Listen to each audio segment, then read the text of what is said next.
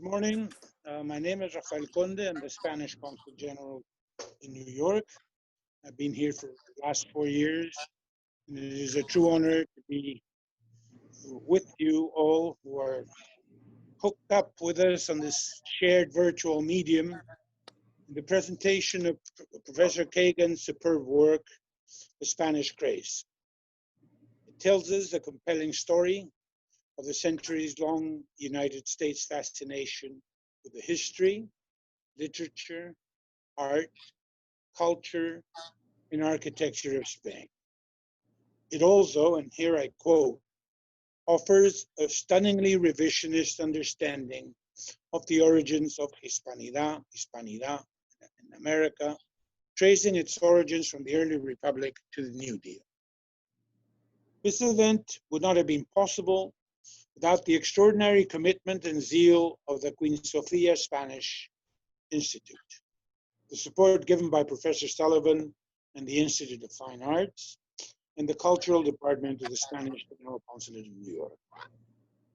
It was originally planned for the presentation to take place in the Institute for Fine Arts, but COVID-19 is unfortunately a harsh taskmaster, and thus I wish to thank and recognize Patrice and all the staff at the Queen Sofia Spanish Institute for making this online presentation possible.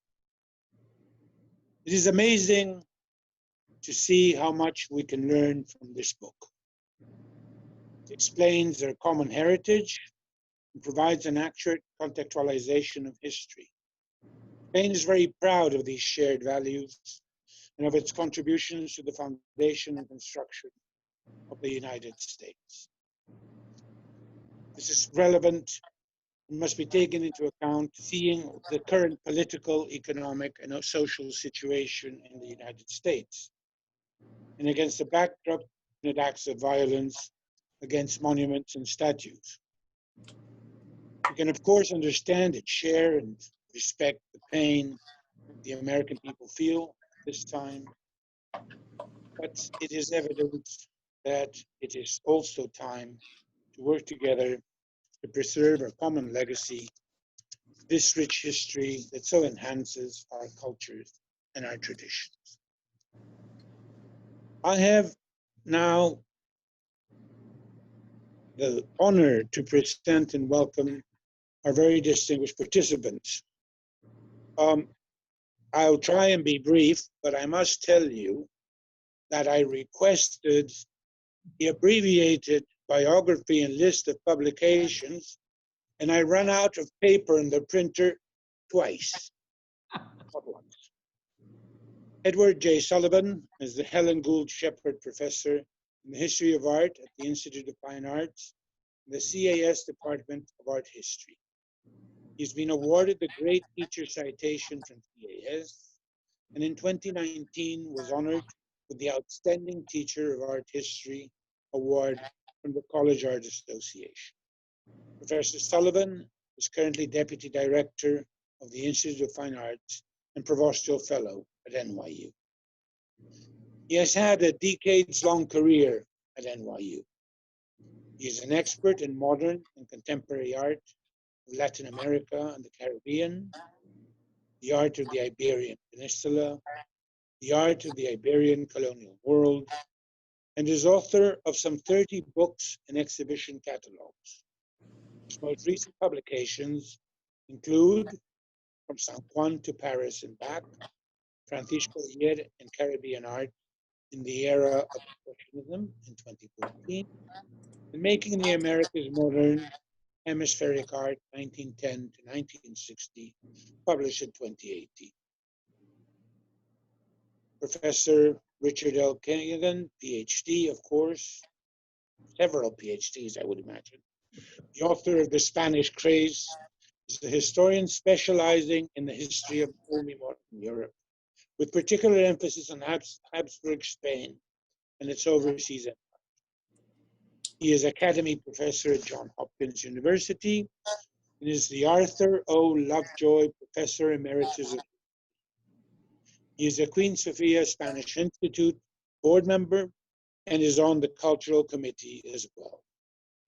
He has received numerous awards and recognitions, such as the Orden de Isabel la Católica, and has been a member of the Real Academia de la Historia since 2012.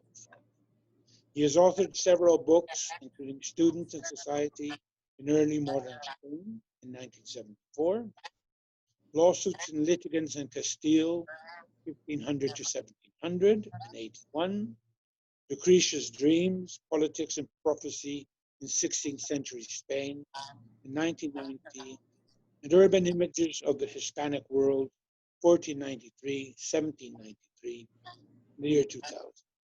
He has also edited and contributed to various volumes of essays and is credited with writing the first scientific history of the Spanish Inquisition.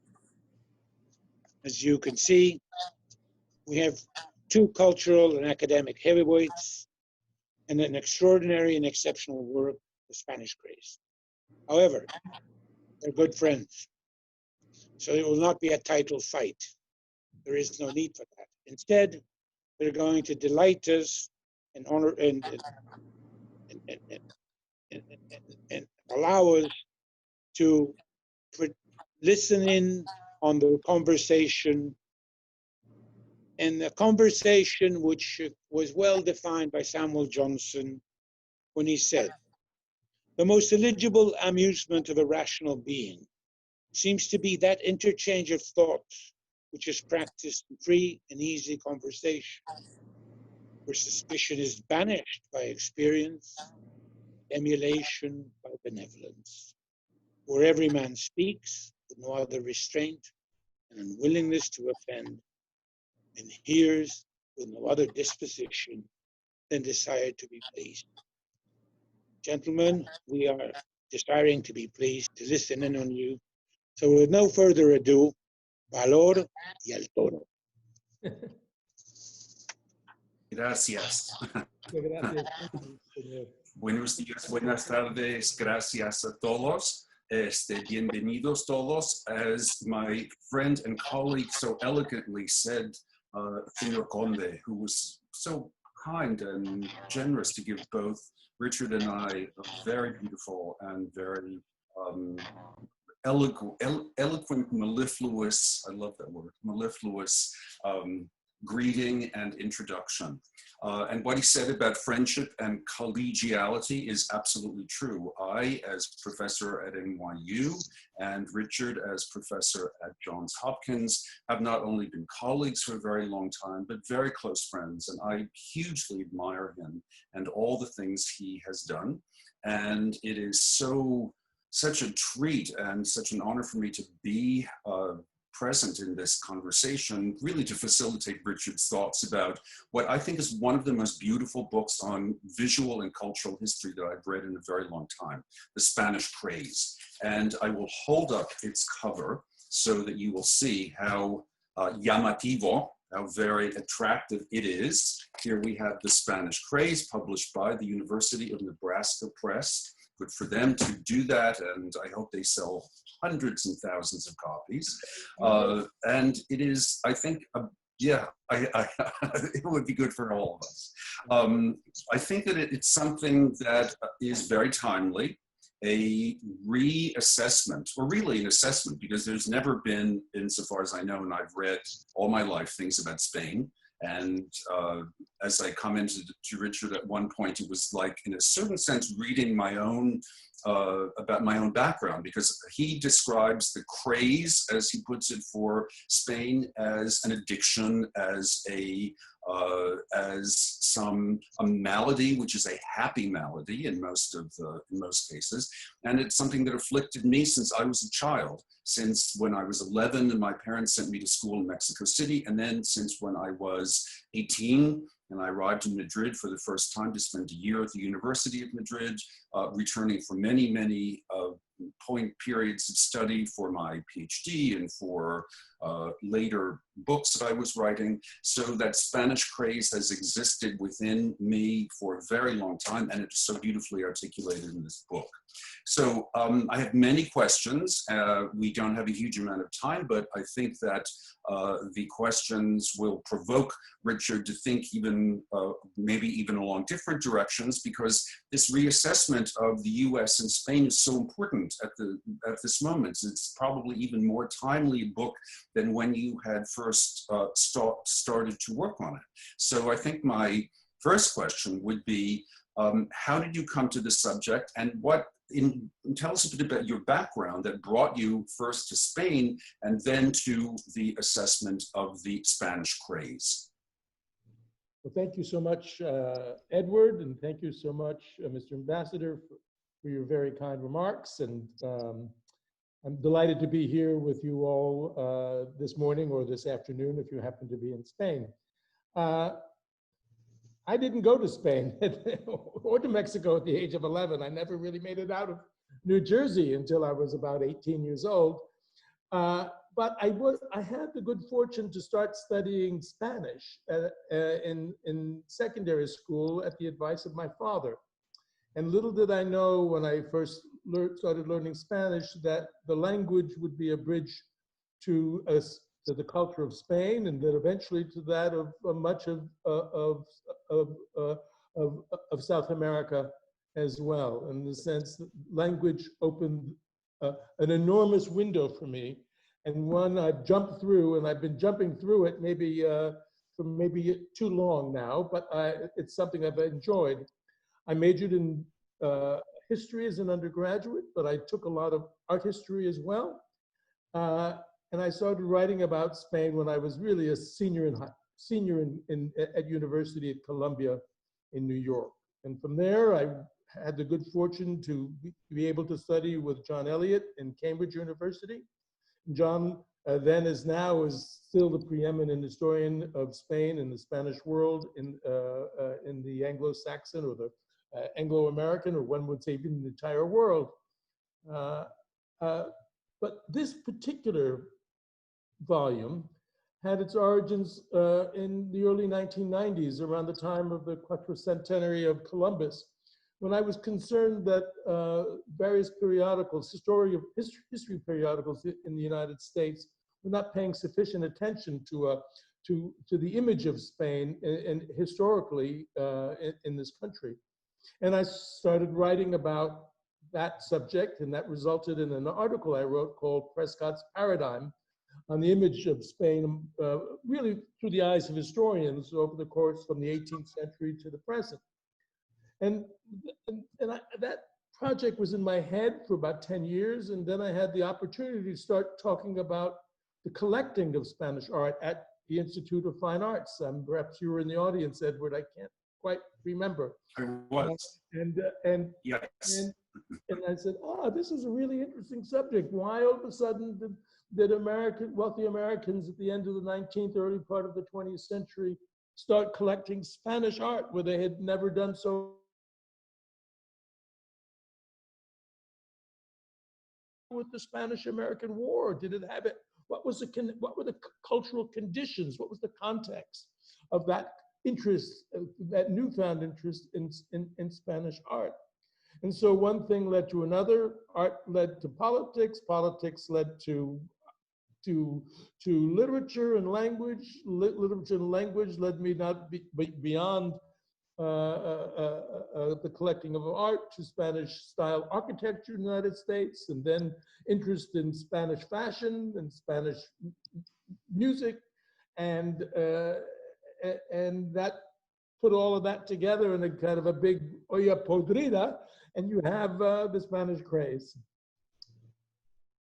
And that led to a couple of that book around 2011, and it took me about 7 years to put together.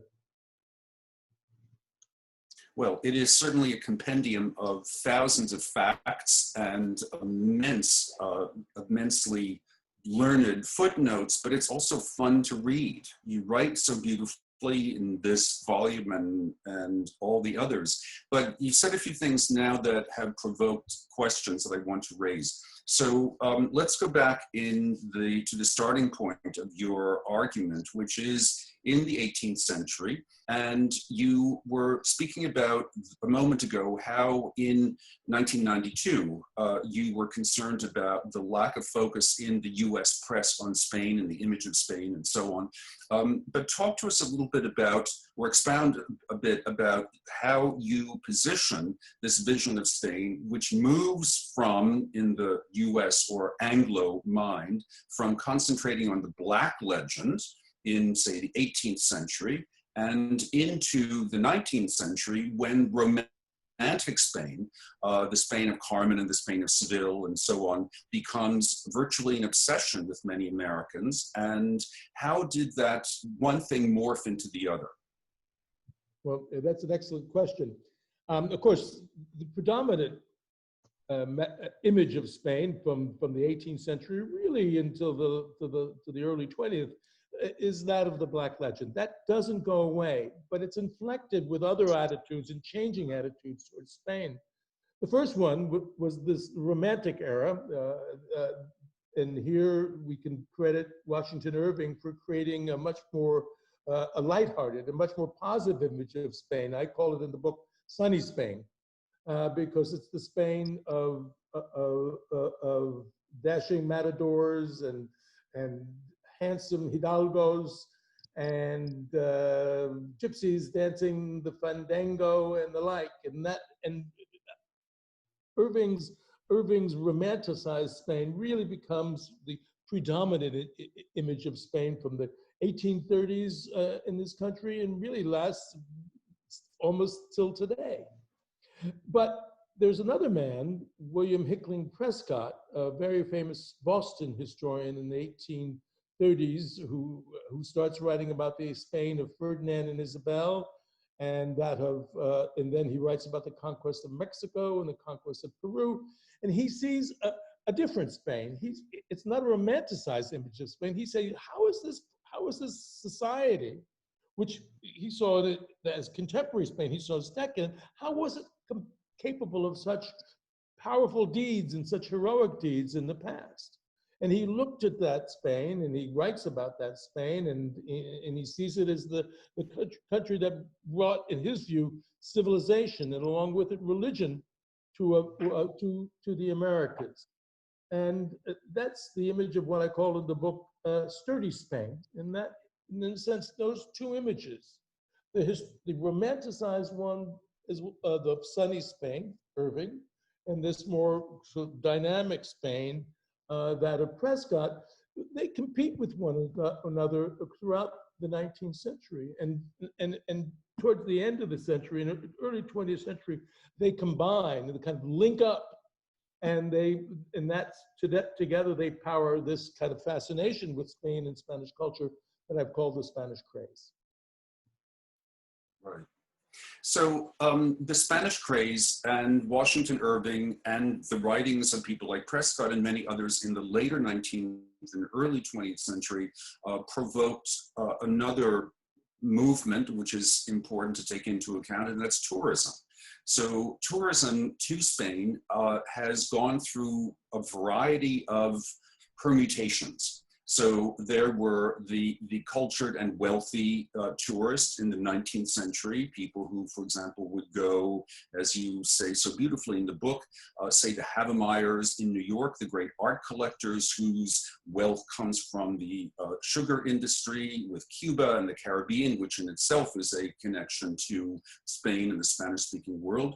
And then later on, after the 1898 moment, tourism to Spain perhaps dips, and then later on in the 1950s and especially the 60s, as you point out, with a campaign to bring people to Spain, tourism from the US becomes a very large and important subject in terms of Spanish-US relations at a moment that was very difficult, the later Franco days and ultimately the post-Franco days after the late 1970s. So I guess my point is that the subject of tourism is something that also runs through your book, people going to Spain, people observing it. But you make clear that mostly, at least in the early parts of the period that you're dealing with, it was southern Spain, Andalusia, especially Seville and Granada, Cordoba, that were the points of desire for American travelers, American writers, and maybe you could expound a little bit about that tourism subject, as well as the southern Spain and the desire for this romanticism that people would find in places like Seville and Granada. Right. I think one of the motors of 19th century tourism, at least to Spain, was the search for what travelers in that era called the picturesque. And the picturesque in the 19th century meant things that were old. It meant anything connected with the Middle Ages, crumbling Moorish or Arab, Arab ruins such as the Alhambra. These were the images that kind of produced phantasmagorias for travelers like Irving and Caleb Cushing and other travelers to Spain in the 1820s and 1830s. They said, when you go to Spain, you're carried back in time. And for many of these travelers, at least in the 19th century, Spain represented a refuge, an escape from the forces of modernization and industrialization that was rapidly changing their world. And they also saw in that older Spain certain values that they cherished, dignity, honesty, courage, that they saw or they perceived was disappearing in their modernizing, industrializing, and rapidly urbanizing society. In a sense, it became an antidote for what they perceived as the ills of the modern world. And they began to kind of, they said, this is a place that we have to experience. If you want to see authentic society, pre-industrial society, you go to Spain. And many of the tourist books written in the United States in the course of the 19th century play on that particular tune. And it's that tune, that same tune that inspired Archer Milton Huntington to go to Spain in the 1890s. He was going there to capture the Spain of the Cid. He wanted to go back to the Middle Ages. And in fact, he builds a whole museum around that idea of capturing a spirit, a people, a culture that he could enshrine and represent in various artifacts dating from the early, from pre-Roman era right to the 20th century. And you can see how much he admired that early Spain in his famous murals, paintings of not the mural paintings, a series of paintings that he commissioned from Sorolla in the 19 teens and into the 20s, where Sorolla captures traditional Spain. There's not a factory in sight. There's not a railroad in sight. It's old Spain, and that's the Spain that Huntington admired, that he wanted to preserve and paint. And it's also that Spain that Americans, and they're starting really en masse in the 1880s and continuing into the pre-war period, and then again in the 1950s and 60s, they wanted to experience. And it's something that, for many people, all of that is epitomized by Seville, and southern Spain, because of its connections to the Moorish era and the picturesque. And I see that kind of a continuity, and only belatedly have Americans experienced the joys and the interests in the sites of Catalonia and of the Basque Country as well, and other parts of Spain. If Americans, as for Washington Irving, Spain is still very much sunny Spain, and that means Granada, Cordoba, and Seville, and they still make a beeline there. Yes. I think not too many Americans have spent winters in San Sebastian or in Burgos, which is a wonderful experience in itself. It's snowy and cold and damp, but very romantic in its own way. But what I want to focus on now, or actually have you focus on, is the material culture in the United States, namely architecture. One of the things that you do so beautifully in this book is to articulate how the Spanish craze manifests itself in places like California or New Mexico or Florida, or even in such places like Kansas City, Missouri, that had no traditional contacts with Spain.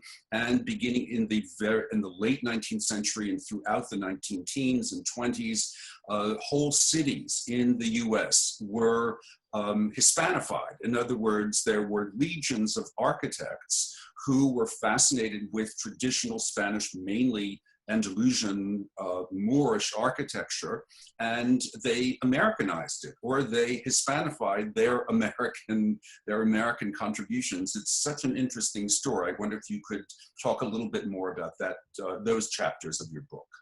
Right, but it's a very complicated history, the kind of the architectural history of Spanishness in the United States, and it has several epicenters. One is in Florida, where starting in the late 1880s, Henry Flagler, who was the owner of the Ponce de Leon Hotel, he'd never been to Spain, but he commissions architects to build in the Spanish idiom because he associated the architecture of southern Spain, particularly whitewashed walls and red tile roofs, he connected that with Muslim Spain, and kind of for him, it was an architecture of leisure, an architecture of luxury, a place to relax. And I think he had the Alhambra in mind, or the Alcázar of Seville in mind. And that's one of the places it started.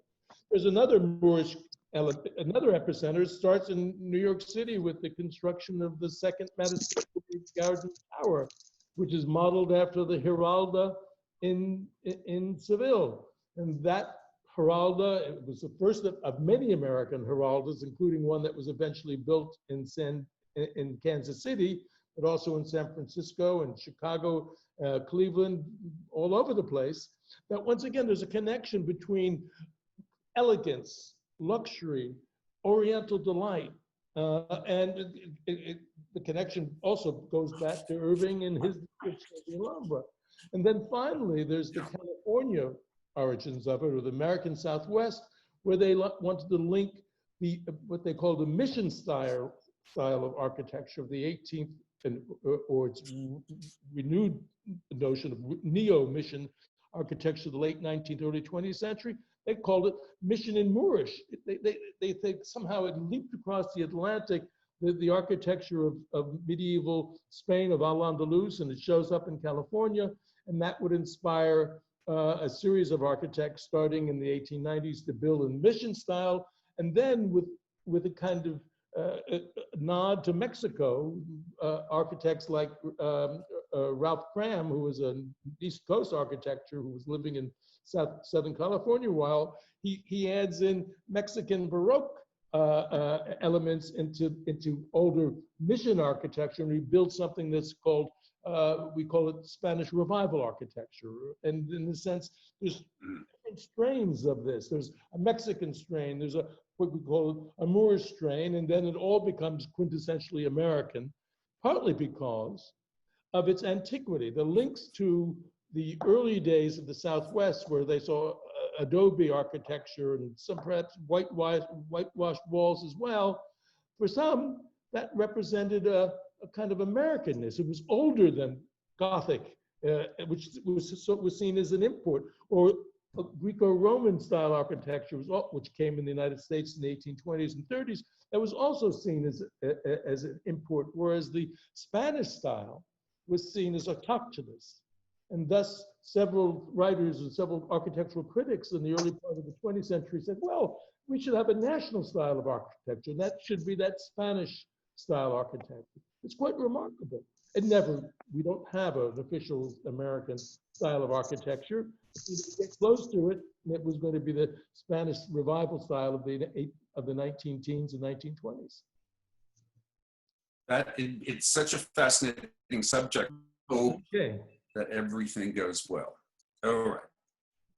All right. So, Richard, I'm very fascinated by, of course, everything you write about in the book, but I am so particularly interested in the material culture aspect, and you write very eloquently, especially in a chapter called Castles in Spain Made Real, about the phenomenon that happens in the early 20th century, principally in several places in the United States, mainly in Florida and in the Southwest and California, but really all over, of architects who suddenly design whole towns, whole cities, subdivisions in the Spanish style. So I wonder if you could tell me a little bit more about this very fascinating phenomenon that only seems to last until the late 20s, until the time of the Depression.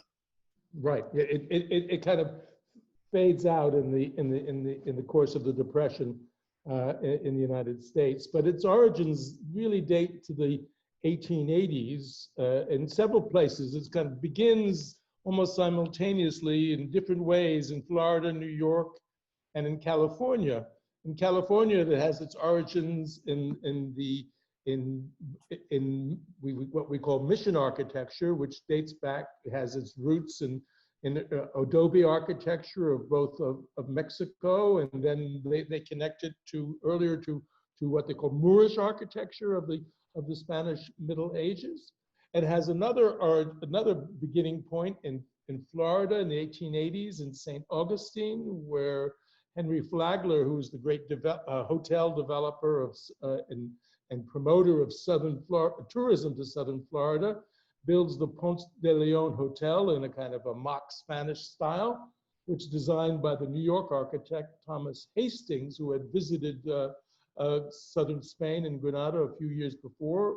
He had studied during his time studying architecture in Paris.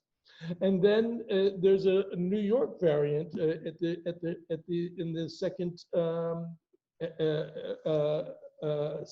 what's called the second Madison Square Garden, which has a large tower that's modeled after the Giralda Tower in Seville. In the case of both Florida and in New York, the architecture is really designed as kind of an elite architecture. It's marketed as an architecture of leisure, of comfort, of luxury. And the model is, once again, it goes back to a garden of Oriental delight. It's Irving's notion or image of the Alhambra. In the Southwest, it has humbler beginnings, but through the intervention of an architect called Ralph Cram, who's originally from the East Coast, where he adds a kind of a more elaborate Mexican quality, Baroque Mexican quality to the older mission architecture, and begins to develop what we call Spanish revival architecture. Initially in San Diego, in time of the San Diego World's Fair in 1914, and I guess its grandest and its most elaborate manifestation is the Hearst Castle. So, Richard, you are, of course, you're a great historian and you are a linguist and you are equally an art historian, even though you probably wouldn't describe yourself as an art historian. You were certainly an honorary art historian. Our mutual links to our mentor and friend, Jonathan Brown, who was my professor and your great friend, or is your great friend. And consequently, one of the chapters I was most fascinated with is your chapter on collecting. And I wonder if you could maybe expand a little bit upon the truism that the great collectors in say, New York or Chicago or Philadelphia or Boston in the 19th century were more attracted to Dutch or Flemish art of the Old Master era, the 16th, 17th, even into the 18th century. Nonetheless, families like the Havemeyers, who were ardent collectors of Spanish art, and the results of their collection are largely seen at New York's Metropolitan Museum. I wonder if you could expand a little bit on that, because I think it's one of the most fascinating aspects of your book. Well, to be honest, that book really began with collecting. I mean, I think I gave a lecture at your institution in New York City on the collecting of Spanish art at the end of the 19th century. And after I finished that lecture, I asked Jonathan, I said, is this worth writing a book about? And he just said, with his typical kind of quiet manner, he said, go for it, and which I did. Go for it took me about 15 years. But it was, hopefully the results are worthwhile.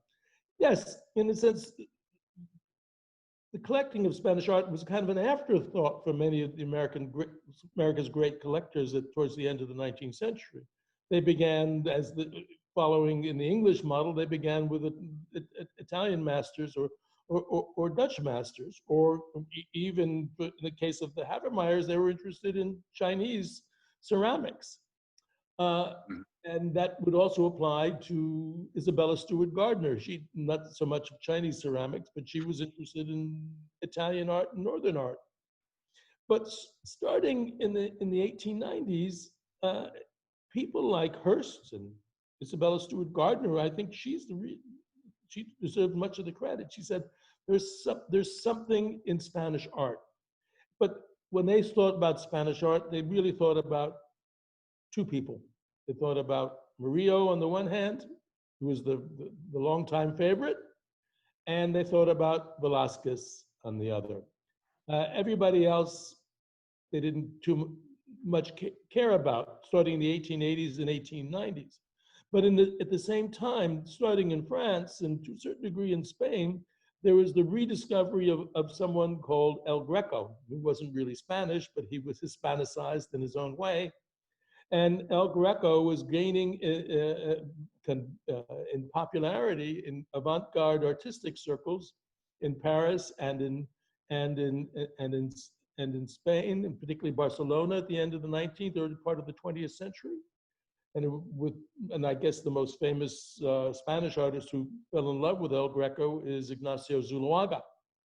And all of a sudden, this fascination with El Greco crosses the Atlantic, and by the early part of the 20th century, we have what one art critic in 1919 calls El Greco-philitis, a disease that's matched in intensity by COVID-19, but also what he called monetitis and Caesonitis. In a sense, there was something special about El Greco that epitomized the Spanish character. That he broke all rules. He wasn't an academic type. He was his own person. In the sense, he had more of his own artistic identity expressed in paint than they saw other artists, with the possible exception of Cezanne. And Velázquez, and that was it. Boy, everyone wanted an El Greco, and you cited the Havemeyers. They wanted an El Greco, and if it's good enough for the Havemeyers, the Frick has to have El Grecos, and Huntington has to have El Grecos, and you name it. If you had the money, you bought an El Greco, and they may have been fakes, they may have been copies. No one quite knew in the early part of the 20th century, but I think El Greco was one of these interesting artists who put Spanish art on the collector's map in a way that Velázquez and Murillo couldn't, probably because there were not enough Velázquez paintings on the market to go around. Although everyone could, if you could afford it, want to buy Velázquez as well. But it's that special quality that seems to be independent, that individualized, that seemed to separate Spanish art from, I think, Dutch and and Italian art that had a particular appeal for more individualistic, capitalistic American collectors. Yes. And actually I think that fascination continued well into the mid and late 20th century. You have the case, for example, of the Texas oilman, Alger Meadows, who gathered together an extraordinary collection of Spanish painting that now forms the core of the Meadows Museum at Southern Methodist University, and which is sort of like a latter-day Hispanic society. Because it is such a great institution with its exclusive interest in Spain and to a little bit, to a smaller extent on Latin American colonial. But let me just turn to another question about the collecting of great Spanish masters, and that has to do with Goya. So, of course, the greatest concentration of all of Goya is at the Prado, as we all know. But museums like the MFA, Museum of Fine Arts in Boston, the Met, of course, and many others in this country have amazing Goyas, especially of the graphic arts. And I wonder if you could comment a little bit about the beginning of the taste for collecting, purchasing, collecting, and exhibiting Goya in the United States. Okay. Goya is the last last great Spanish master, really to be discovered. No one was in this country was much interested in Goya until the very opening of the 20th century. And I think if I better look at the book again, but I think once again it was the Havermeyers who opened the door, partly through the advice of Mary Cassatt, who was living in Paris, and Mary Cassatt was Mrs. Havermeyer's great friend, and she took them on art tours of Madrid and Toledo, and introduced the Havermeyers to wealthy noble families who owned Spanish masters and who owned some Goyas, but these families were also interested in selling Goya to raise money to fill their family treasuries, which were increasingly depleted after the War of 1898.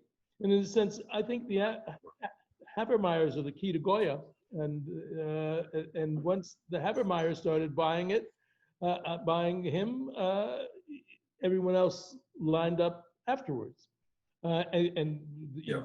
And you can go to the Frick Museum right down the street from you, and from away near the Institute for Fine Arts, and seeing some of the finest Goyas in the United States, purchased by Mr. Frick, who also had a personal connection to Goya.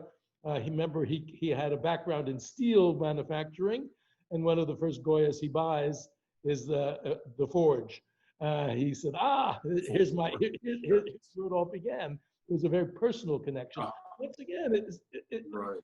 Other Spanish artists, I think American collectors saw themselves and identified closely with some of the subject matters they saw in Goya and other Spanish artists.